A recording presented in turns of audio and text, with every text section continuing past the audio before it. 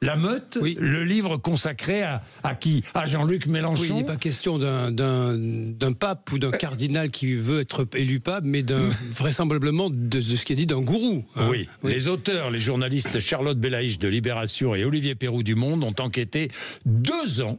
Est-ce que ce qu'ils décrivent peut nuire au parti LFI avant la présidentielle de 2027? Alors nous allons y répondre. Hein. Une citation d'abord. LFI n'est pas un parti politique comme les autres. Il ne s'agit pas des coups de colère d'un homme autoritaire, mais de domination, de soumission. C'est ce qu'écrivent les auteurs en préambule. C'est ce qui donne le ton de cette somme. Alors, il y a beaucoup de révélations sur le mode de fonctionnement en interne, près de 200 témoignages. C'est ça la nouveauté. Oui, la nouveauté, c'est que tout le monde parle profonde, maintenant. Hein. Oui, tout le monde parle.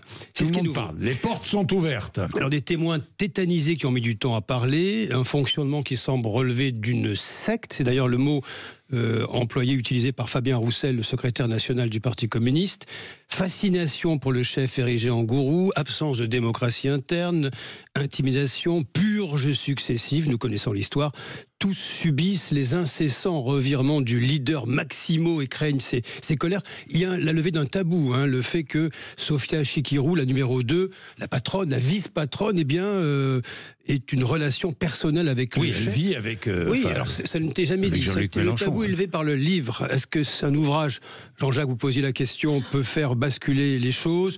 Nous verrons bien. Le vote est dans 2 ans. En tous les cas, c'est couché, noir sur blanc, c'est dit. Les témoignages sont nombreux. Il est question de purges. Peut-il y avoir des purges après les purges? Oui, ce qui est sûr, c'est que le constat qui est fait ne fait qu'appuyer ce à quoi nous assistons depuis de longues années. Bien sûr. En fait, il n'y a pas de révélation extraordinaire dans ce livre, mais il y a des confirmations. Bien sûr, prenez les épisodes, je vous les citer de façon rapide. Hein. La République, c'est moi, c'était 2018, la perquisition. Le lendemain matin, il était chez moi sur RMC BFM TV. Je me souviens de cette interview homérique avec Jean-Luc Mélenchon. Oui. 4 ans plus tard, vous avez l'affaire Adrien Quatennens qu'il soutient mordicus, c'était son successeur. Ça fait voler en éclats la NUPES dans la sortie.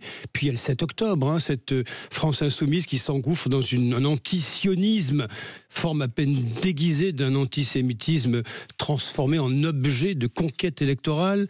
Et puis hier à l'Assemblée, les députés LFI qui votent contre la libération de Boualem Sansal. Le cynisme en politique qui est à son paroxysme de Jean-Luc Mélenchon qui parie sur un vote massif des quartiers. Il le dit, il l'a théorisé pour se hisser face à Marine Le Pen au 2e tour, quitte à tourner le dos à ce qui fut son engagement laïque et républicain. Il a toujours été comme ça. Il a toujours été laïque et républicain, évidemment. Ces calculs politiciens peuvent encore marcher. Est-ce que la gauche peut encore se retrouver malgré tout ce qui la divise aujourd'hui? J'ai envie de vous dire, les temps changent. Hein. Alors, Jean-Luc Mélenchon, il pèse toujours 10 à 12% dans les sondages, ce qui est beaucoup. Oui. Mais il effraie désormais les électeurs de la gauche classique. Hein. Et le barrage anti-RN, Jean-Jacques Bourdin, ça risque de ne plus fonctionner. On ne peut pas faire le coup plusieurs fois à la suite. La France, elle penche nettement à droite, c'est l'arithmétique, elle est têtue. Et puis, les portraits restent. Nous verrons bien ce qui sera de l'ordre de la réaction à cet essai, qui est assez documenté, assez puissant et qui révèle beaucoup de choses sur le mode de fonctionnement d'un parti politique.